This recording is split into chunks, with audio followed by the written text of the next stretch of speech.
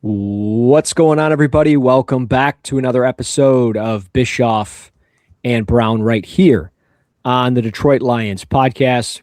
He's Scott Bischoff. I'm Russ Brown. We are back here on the podcast. Took last week off. Scott was out of town with some family things, and I was out as well doing my own thing. So we're back doing a little bit of our draft coverage here and talking Lions, and we're going to get into the 2026 NFL Draft edge defenders. 2 weeks ago, we talked offensive tackles. We had a really good conversation about the offensive tackles, and probably every week we're going to zigzag back and forth from, O-line to D-line, linebackers to tight ends, so on and so forth. But Scott, my man, how the hell are you? I'm good. How are you doing? I'm good, man. No complaints. We are chipping along here. We've got the scouting notebook here, talking prospects and all that good stuff, and going the old-fashioned route with handwritten notes, as I like to do. And for the audience at home, I think I may have found the second-ranked tight end in the draft, at least for me, and that's going to be Oscar Delp out of Georgia. But we'll get into that conversation with tight ends another time. Maybe that's next week's conversation. We'll see. But let's just jump in to the 2026 NFL Draft. Edge defenders, we know that this is an area of need for the Lions, strictly because we've all kind of bitched about it for several seasons. Trade deadline. And we will continue to do that because there is no guarantee that the Lions go out and get an edge defender with the 17th overall pick. It might be more something like pick 50, but at the top of the draft, there's some really intriguing prospects that we want to dive into, specifically 5 names, and it's the top 5 guys that we see in the consensus between picks, essentially picks 2 and pick 20. And that first guy, is Ruben Bane, the edge out of Miami, Florida, who I think between the two of us would probably be the top ranked edge defender if we were to put together a board in those types of things. I know you have your process, I've got my process, and we'll stick to that. But looking at Ruben Bane and what he provides as an edge defender, I think he makes a lot of sense for the Lions if he's there at 17. And that's like oh shit, we're sprinting to the podium. I just don't think he's going to be there at 17. But what is your crazy? There's a Bong video that's coming out or something. There's something crazy that's happened if Bane is there at 17. He'd be, if the Lions were picking 1 overall, I would think that Bane would be, now not from a length standpoint, because there are length issues with him, right? But from a play style standpoint, from a strength, power, physicality, just all of it. Like, I can't imagine there'd be a higher ranked player for them than Bane, right? Yeah. Maybe I'm on an island there. I don't really think there's anybody who fits the defensive end stuff, the down defensive end in a 4-3, where you're setting the edge versus the run, you're playing with your hair on fire kind of stuff. There just isn't necessarily a player. I mean, he's got a teammate we're going to talk about in a little bit who does some wild things too. But just from the whole package with Bane is just it's silly. I don't necessarily think the shorter arms are problematic for him. I really don't. He's so powerful and he's so good with his hands that he doesn't necessarily need to extend and get off. He doesn't get off blocks that way, right? Mm-hmm. So I think that in some ways he is not a he's not a reactive player where you just think about extending your arms and kind of peeking around and looking. That's sort of where you do need arm length, and you do need the ability to keep an offensive lineman at bay. But his game's all about attack, getting up the field, attacking the ball carrier, chasing stuff down from behind, attacking the quarterback. So to me, I just, I don't necessarily think I'm not holding the arm length against him at all. I just, from a power, strength, able to shorten the distance between the quarterback with his ability to kind of lean with his inside shoulder, and kind of reduce that surface area that an offensive tackle has. He's great at that stuff. And then it's the explosiveness in his feet, right? Where it's like, when I first started watching him, I thought, wow, he's really his lower body is super thick. Like I worry about just how big he was in his lower half, right? I think he diminishes some of that stuff with his foot quickness and all those things. And if there's a negative, and I'm kind of curious if you see it too, if there's a negative or something that where I would say there are things that his body just can't do, it's almost in like ankle mobility, ankle flexion kind of stuff where he will run and be at 100%, speed to a certain point in a play, and then he'll go past it trying to stop and make a tackle. And you see that stuff pop up. I don't want to say a lot, but if you have your eyes open for it, you see it.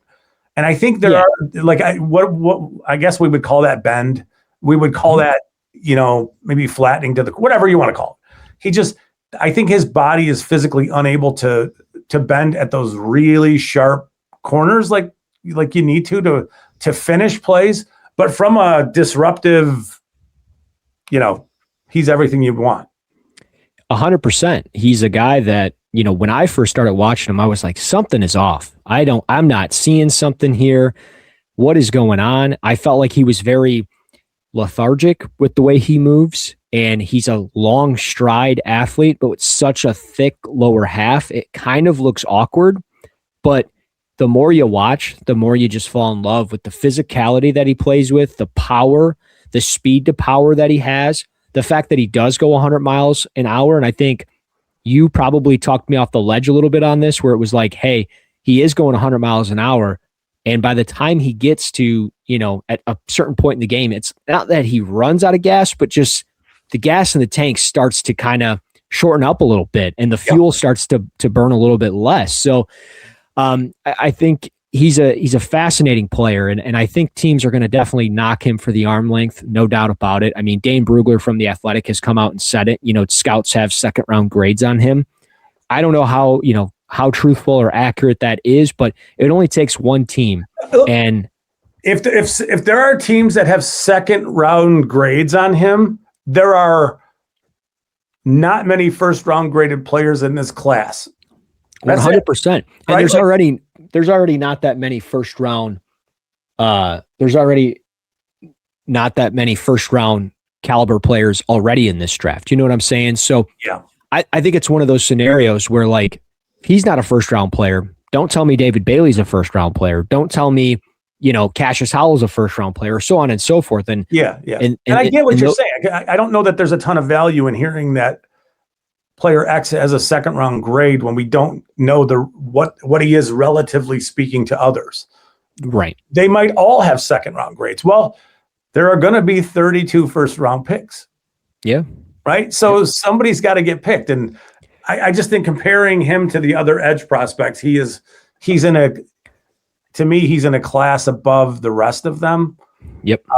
Because of the physicality he plays with.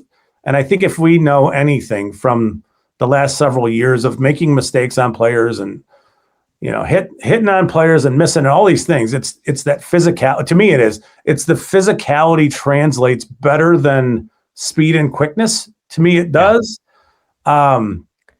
I think that he will be a relatively similar player to a bunch of other NFL guys from a speed quickness standpoint, but he is going to be more physical than a bunch of other edge players. So that's where he'll win.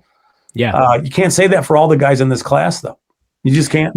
No, you can't. You can't at all. And we'll get into that next one. I know you mentioned his teammate, but I wanted to jump into the next one because I think this is going to be the one that we probably have the longest conversation about. Oh, boy, here we go. And that player is David Bailey, the edge out of Texas Tech. And I mean, I can start, you can start, doesn't matter. Oh. But I don't see it with this guy. I just don't. I've watched 5 games up to this point. I can watch plenty more, but it's just like, I at that point, I'm not leaving it as a clear playing field for the rest of the prospects in the draft. And I don't have the time or the bandwidth or the ability to watch every single game of every single player. So to keep things at a level playing field and an even grading scale for these players, I look at David Bailey through 5 games and I just see a player that you're going to I'm not going to say play situationally, but I don't see how you can trust him on first and second down, short yardage downs and distances, unless he's playing backside. And even then, I don't know, because at that point, I know teams are gonna key in on him unless he starts becoming more physical. But if I'm seeing him on my weak side, I'm probably flipping the script, and my strengths to one side, I'm running GH counter to the weak side, because he's going to retreat. He's not going to embrace that pulling guard or that pulling H-back and wrong arm them. He's not going to squeeze blocks down and fight pressure with pressure on stretch and outside zone. He's just not going to do it. He didn't do it that frequently at Texas Tech. There's flashes. The first step quickness is there, the explosiveness, the ability to bend and get underneath the table and underneath an offensive tackle is there. But the pass rush plan compared to other players is just, it's not even in the same ballpark as it is with a Ruben Bane, Hakeem Messedor, or even a Cashious Howell. And if I'm picking a guy to rush the passer, you've got to have a pass rush plan that is established. It's not just all about traits of speed and quickness for me. It's about how you do other things in the run game and how your plan of attack is and how you execute that plan. So the more and more that I look at it, I really struggle with David Bailey. I think he's going to go in the first round. He's just not going to end up with a first round grade on my board. And if people are going to say I'm here for clicks and all that, go ahead, be my guest, do your thing. But the tape is what it is. And I just see a player that does not fit, one, the Lions, but also he just doesn't fit, I think, a lot of teams in the National Football League that are looking for a physical edge defender in the run game. So that's just where I'm at with David Bailey. And I know you kind of see him in a similar lens, but at the same time, you are starting to come around a little bit, I think, to his game. So it's not that I'm coming around to his game. I guess I'm seeing and understanding a little bit of what others see in his game. I think I watch him and I see a very finesse pass rusher with enough twitch and enough foot speed, first step quickness to make college offensive tackles overset and get off balance. And then again, he's got enough quickness and enough flexibility and all of it in his frame where he can get underneath an offensive tackle's punch and cause problems. He does that stuff. You can see it. It's easy to see that stuff, right? Mm-hmm. It's easy to see him run down a running play from behind, from the backside of a play. You can see all those things. He does all that in a pretty productive way. The problem for me is when I look at the way he looks, his frame, how thin he is in his lower body. Yep. I don't necessarily think this is a guy who's going to put on functional weight. Like if he puts on weight, it's going to be because he's going to end up looking like me. Like, dude, lay off the freaking muffins or whatever, but he's not going to add a lot of power in his lower half. So it's, how many times have you seen him turn speed to power and run through a tackle in the 5 games you've watched? Not often. Not as much as I've seen from a Ruben Bane or a Messedor or even a Zion Young or a TJ Parker. He's not doing it as frequently as those players. And that's not his game. It's not his game. Right. Right. But, and that's my problem or my worry with him is that he is a speed, quickness only edge player, and all that gets mitigated at the next level. Yep. I do think that there is a little bit of the same kind of stuff with him in terms of Bane. I think that there are times when he could be more productive if he had a little bit of a better lower body bend. Yeah. Right. But and I'm not talking about ghost move where you're running underneath. I'm talking about turning the corner and flattening at a very sharp angle and able to finish plays. I do see that he's productive and he's all that stuff, but trying to then push him and to see what he's going to look like at the NFL level with as passive as he is at times, with as, he's not great with his hands. Not great in his hands. Yeah. So I think there's going to be issues with him. I do. But you see that I see the speed and quickness and I go, okay, that's cool. But Right, but then you watch him play like a Utah, and he's playing against 2 first-round caliber offensive tackles, and I know he has a sack in that game. He might even have 2, but it doesn't appear until somewhere in the fourth quarter. It's not until really late in the game, and I'm not saying like, oh, Aiden Hutchinson doesn't do that or other pass rushers don't do that. They do that, but it's only going to get you so far, in my personal opinion. So I think he struggles with a 3-point stance. I think he's more of a stand-up kind of player.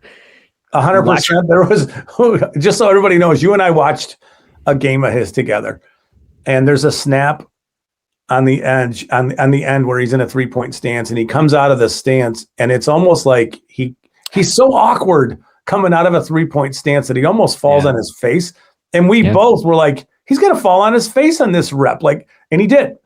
Yeah. And we laughed, like, you know, it was almost humorous, but he definitely is awkward. And maybe that's the best way to describe his game, is that it's awkward looking, right? You know, at times.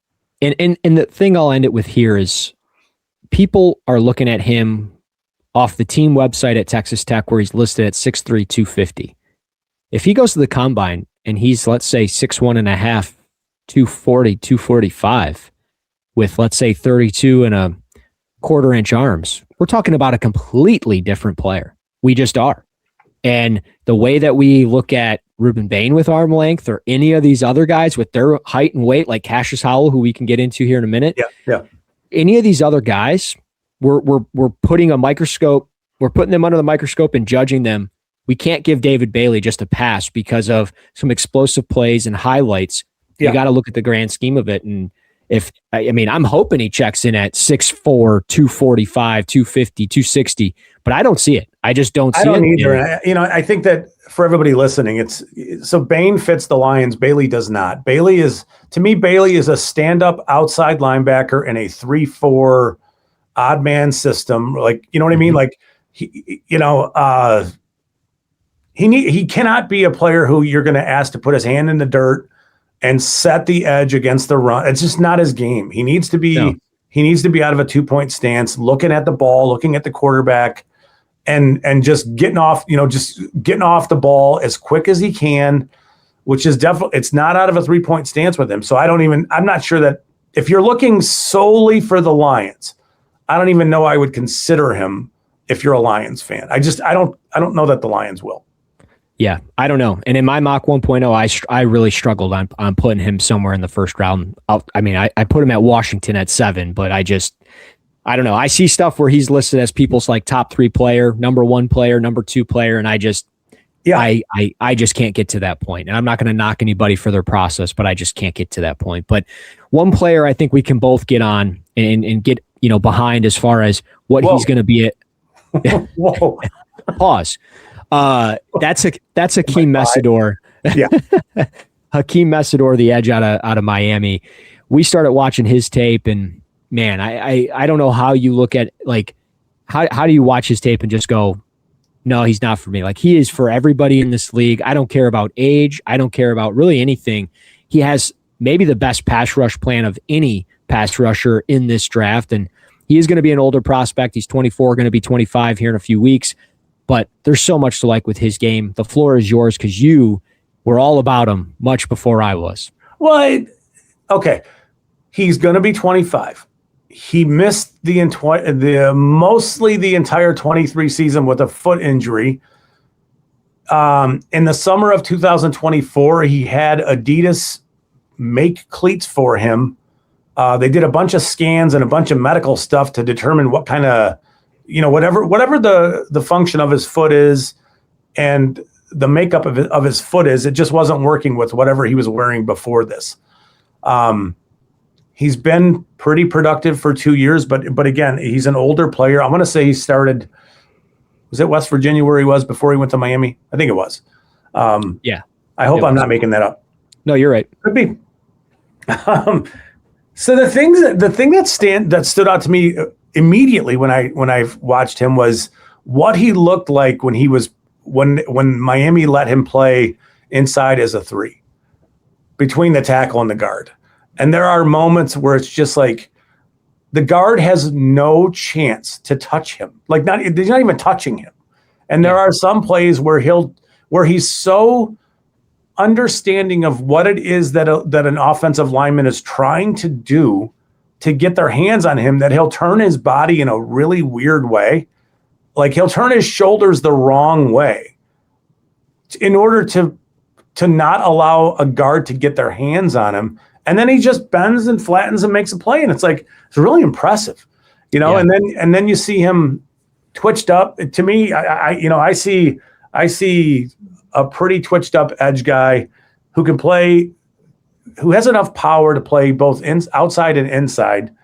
I think he might have, of all the edge rushers in this class, not Ruben Bane, he may have the best hands of all of them, just of all of the keeping himself clean, and some of the cross chop moves, just keeping linemen's hands off of him. He's really impressive there.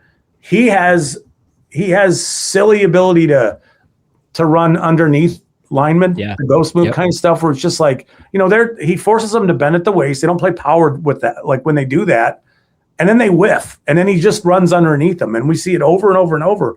His change of direction is great. There's plenty of bull rush power there. The things that stand out to me, and the things that I think the Lions might really get intrigued by, they're twofold. He's ready to go right now. I don't necessarily think that there's a big, long wind-up to get him being productive for you. I think he can come in and do that right now because he is an older player. And then it's this. You watch him get up the field and beat a tackle and get chipped, right? Because he beats a tackle outside, and his understanding is so advanced. He knows that because I got chipped, the play's not going wider than me, right? And I also know that I got outside help, so I don't have to worry about a pass going over my head or any of that kind of stuff. I'm good there. So I'm going to spin and go back inside, and I'm going to bust my ass back inside. And you can see examples where he does that, and he'll be the first guy to get to a ball carrier, and he'll make a tackle where it had been like, that had been a huge play if he doesn't make that play. And it's the instincts, it's the awareness and the understanding of, all right, guards are trying to attack me a certain way, and this is how I can defeat them. Or I got chipped, I got to go back inside because I know that the play's not going wider or further from here. That kind of stuff where I go, that's advanced understanding of things. That intrigues me. I think he's a student of the game. Like just the way he plays, it always looks like he's prepared for the next chess piece to move on the board. And he knows that he is the bigger, the better pawn, the bigger, better piece on the board, whatever you want to call it. And he knows that he is going to beat that player opposite of him 9 times out of 10 because he is more prepared than that player. I think the short area burst that he has, you mentioned flexibility, you mentioned change of direction. All of that is because of how just twitched up he is and how explosive he is. And then you add in the element of how he can work his hands and essentially change the aiming point of an offensive lineman because of how he maneuvers his upper body and even his lower body. It's just different. And I think he's a guy that, you're going to get him at 25. You're going to get him on a first, rookie deal, first round contract. So you're going to have him for 5 years. You're going to have him until at least 30. You can at least figure out a 3 to 4 year extension, no problem. And now you've got this guy for the next 7 to 8 years. If everything's going right and he's producing and he's staying healthy, I think it's only positives with the player like this. And I think with how talented he is, I don't know how you pass on him in the first round, just knowing that you get him for 5 years if you pick up that option or work out a type of an extension. So I think there's a lot of positives with Messedor. Do you think there is any consideration to the idea that teams are more focused on Bane, which gives him more one-on-one stuff on the? I mean, are teams sliding protections to Bane, leaving him more isolated in one-on-one scenarios? And that could be a thing. That could be a thing, but also at the same time, like we watched Messedor that one game.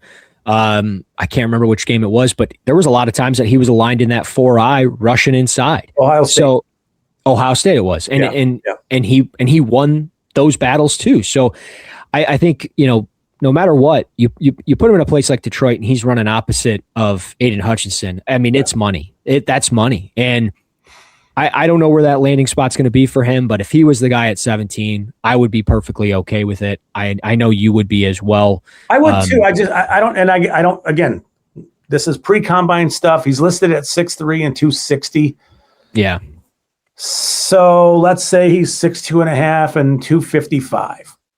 Are they going to reject him because of the way they've seen that position in the past? Possibly. I hope not. Which leads us to Kendrick, Faulk.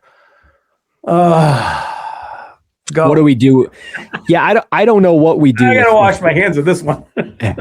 I don't know what you do with Kendrick Faulk. I know there's a lot of people out there that really like his game, and I'm not saying you can't tap into his game. You certainly can. I mean, he's only 20 years of age. That's the beauty of it. He won't be 21 until sometime in September. But at 6'6", 280, 290 range, let's just say 285, there's much to be desired with his length and physicality, specifically in the run game. But he does not offer a hell of a lot as a pass rusher, and he is so freaking slow off the football. I just don't know what to do with him. I think he ends up going in the first round. It's just a matter of where's that going to be. And I think, the combine will give a really good sense of what type of player you're getting with, some of the lower body movement stuff as far as hip fluidity. Is he going to be able to change direction? What's that 3-cone time going to look like? What's that shuttle time going to look like? And then obviously just watching him go through drill workouts and those types of things like the bag workouts. What is that going to look like in the sense of everybody else in the group? Because if he is putting together, good fluidity and he's got a better first step, I think you can coach him up and get him better. But I think early on, there's going to be some limitations. And if you draft this guy early, you're expecting you to be rewarded right away. And I struggle with that because I don't know if he's going to be ready to go right away. Yeah, to me, this is Marcus Davenport 2.0 kind of thing, yes, without the explosive first step that Davenport once did have. Yeah. But I do think that Faulk is, if you knew he was going to play a lot of 4-eye, you'd be much more comfortable with him as a player because that's where he eats it up. He does. Yeah. He eats it up as a 4-eye. I don't know exactly. I think so. I'm going to speak out of both sides of my mouth. I think he's going to have a really good combine. I think he's a very good athlete for a guy at 6'6" and 285 pounds, which is what he's listed at. I don't know what he's going to weigh in at the combine. I have no idea what he's going to run in the 40. I know he's probably going to look really good. I don't think any of the things that we're really going to see out of the combine are going to be able to tell you what his first step is like. Maybe the broad jump, maybe the vertical, maybe. Maybe the 10-yard split is something to pay attention to. But I think that he is a very good athlete. I think he's got all the things that you'd want from an athletic standpoint, except for the first step quickness. And the tell there is that when he does line up on the edge, he's not consistently beating any offensive tackle wide or up the field. Mm-hmm. So one of the concerns I have is that he doesn't really have an opportunity to, let's say, jab step outside and have a tackle go, I gotta widen because dude just beat me up the field with his first step and I gotta overset. And oh crap, now he went back inside. Yeah. Right? I don't see that from him at all. That's one thing Hutchinson did all the time at Michigan. Because he could beat everybody outside. He was physical enough to chew people up inside and take on guards. He would do, he'd step outside, 2-hand swipe, boom, and back inside kind of thing. Yeah. Faulk doesn't do any of that stuff. So it's like, I wonder if tackles are just like, he's not beating me outside. So I'm gonna just kind of cool it with how much I am setting and then deal with all of the power he's bringing. The other thing that tells me that he's not really quick enough to beat them outside is that he doesn't look like a guy with really long arms and 285 pounds that is turning any kind of speed to power moves. I just don't see like Remember Ziggy Ansah's bull rush at times was just like, that's freaky. Yeah. Faulk doesn't do that because I don't think tackles are sold by his ability to get up the field. They're just not. So that gets lessened at the NFL, in the NFL level. If you want to, I've been thinking about him for the last couple of days. He's like Trey Flowers, right? Like, think about Trey Flowers with the Lions. He's not giving you much pass rush, if any. If he does give you some, it's coming from inside. You're really going to take that guy at 17? He's going to be a really good run defender. He'll play a lot of snaps for you. You're just not going to get a lot of production from him. No, I guess you're right. That's where I am. Oh, yeah, you're right. And the stuff as far as how he doesn't threaten on the outside, you're absolutely right, because he'll cross the face of an offensive tackle. They prepare and they sit and they anchor for that.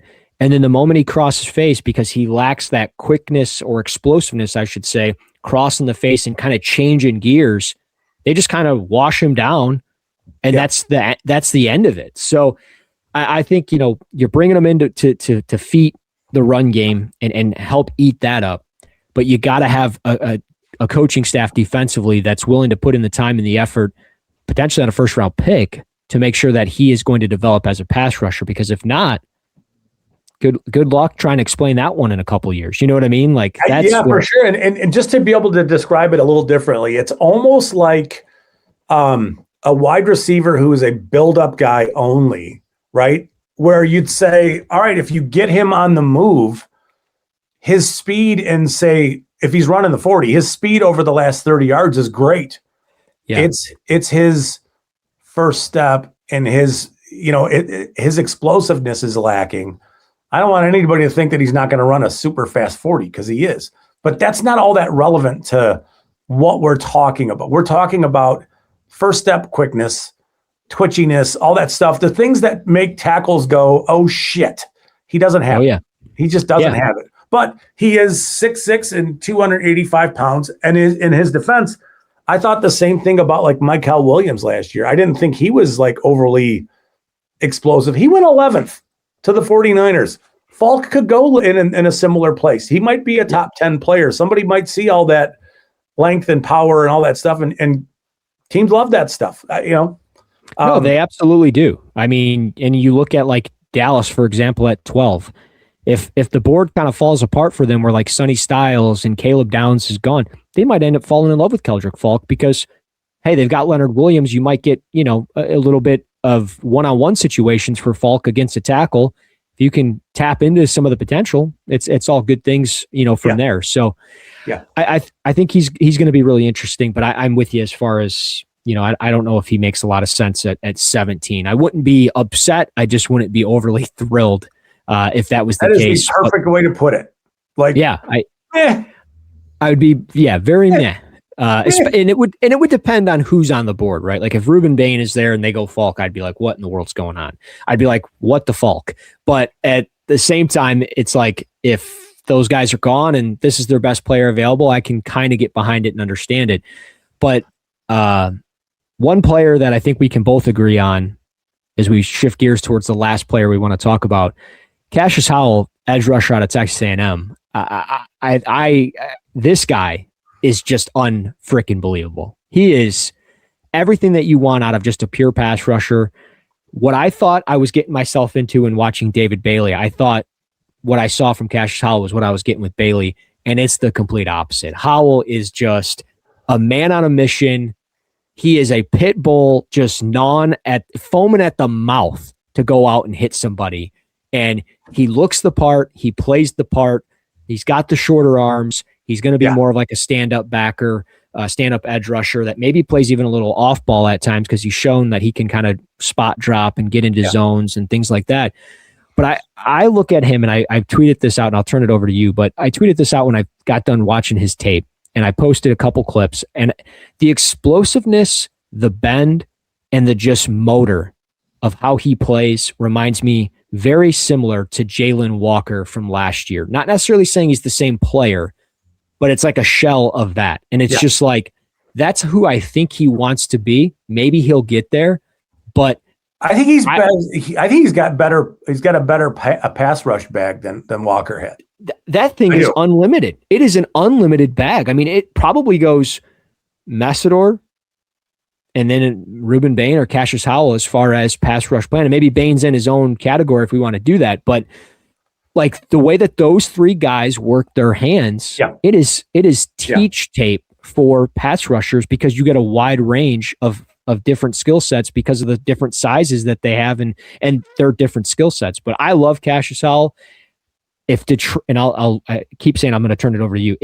I'll leave it to you. Go. No, it's good. It's good. I think it's fine. It's to me, he's like Gumby, like where my favorite show is Kid, where you see a little bit of stiffness, a touch with Bailey, and you see it with Bane. You don't see any of it with Howell, and that's I think that there are moments where it's just like he can flatten and bend at an angle that most guys just can't.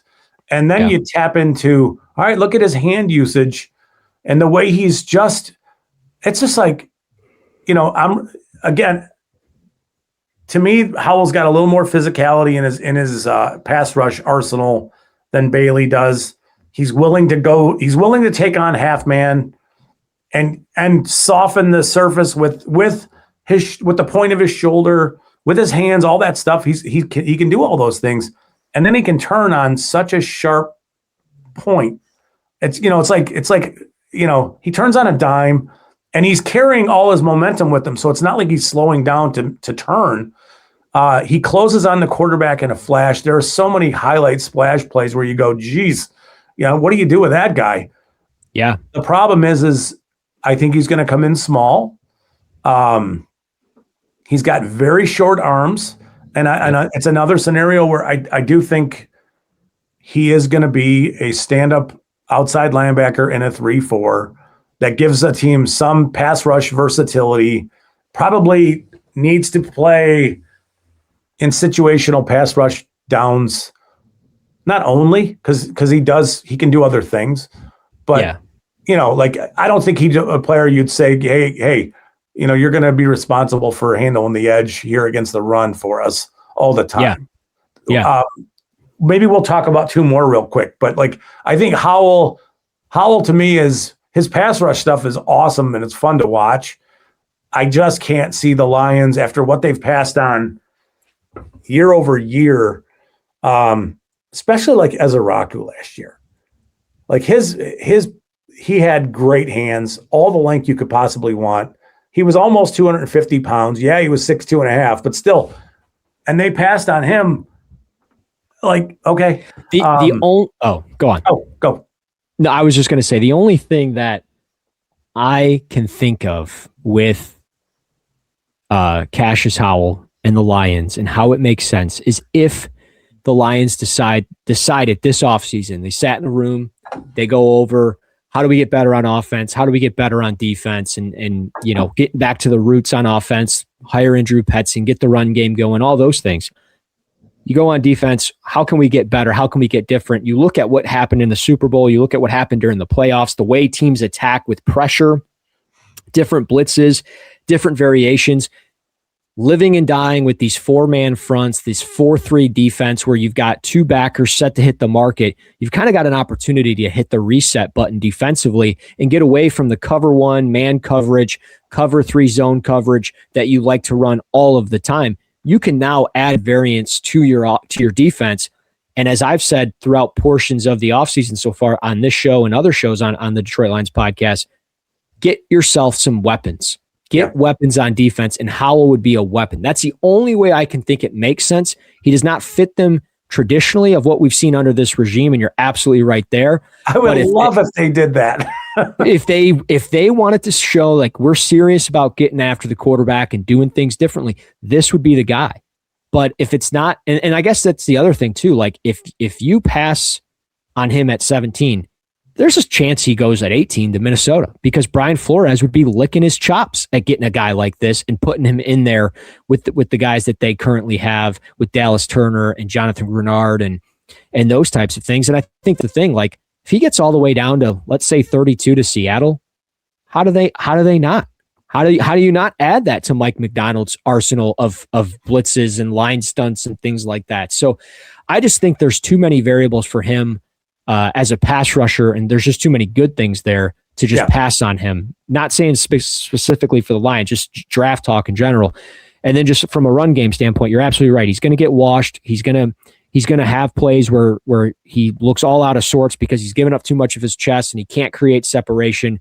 But I love that he's at least willing and trying, and he takes on these blocks. And when he does, he's pushing vertical and trying to either spill that run more to the outside or force that cutback where you've got good pursuit to the inside. So I think those are positives to his game. But at the same time, I do understand if teams are hesitant. But I just hope the Lions do at least consider him for the most part because of what he can do, especially if you play him as like a Sam. You move Barnes inside with Jack Campbell. I don't know. I think there's some intrigue there enough to make the case. But I mean, it's certainly an intriguing thing. It's tough to see them just abandoning the way they've built this, and go in a different direction. But he would be a flashy pick for sure. And then all right, two more, and we can do these real quick because we're extending this out pretty good. But Zion Young from Missouri would be the opposite of Howell to me. There's not a lot of splash there. To me, and again, 6'5", 260. I think he's got the length that you're looking for, all those things. He's definitely a player who's going to mix it up against the run, set the edge, do all the run game stuff. He's got all that, right? I just don't think early on in his career, he's going to give you much as a pass rusher. He's going to give you all the effort in the world. It's just, for the most part, I think he's limited as a pass rusher, and it's all predicated on his ability to bully offensive tackles. And, we know what's going to happen. That's going to get reduced. He's not going to have success running through people the way he wants to. So it's going to get mitigated a touch. But as far as being a run defender first, who fits the profile of what they kind of look for, he does. Yeah. I don't think I wouldn't love it. Right. But you need somebody, we need help there. No, you're right. And when you look at kind of how they've built things on the defensive side of the football with edge rushers, he fits the profile athletically. From a frame standpoint, obviously we'll see what he tests in those things at pro days and combines. But yeah, he makes a lot of sense. I think the same thing with TJ Parker. I think he's, probably a little bit shorter than Zion Young and a couple of other edge defenders in this class. He reminds me a lot of Chris Braswell when he was coming out of Alabama, which I'm okay with. I loved Chris Braswell coming out. He kind of was just my type of player. And I think Parker's going to fit that same mold. I know he loves that long arm. He likes to turn, speed to power. He's physical in the run game. I just worry a little bit as far as like pass rush arsenal.